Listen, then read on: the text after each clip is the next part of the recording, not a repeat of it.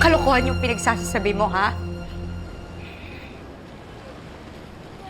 Hindi ka anak ni Rosel. Ampun ka lang. Nagpapatawa ka ba sa akin, ha? Kakambal ko si Tyrone!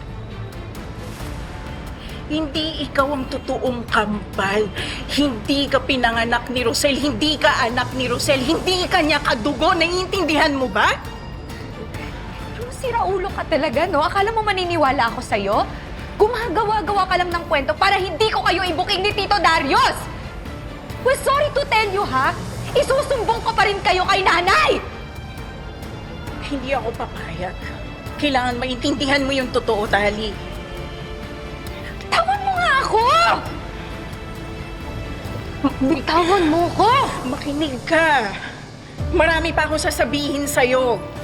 Kung kalokohan na naman to, ha? Hindi mo ko maloloko. Wala ka nang ligtas.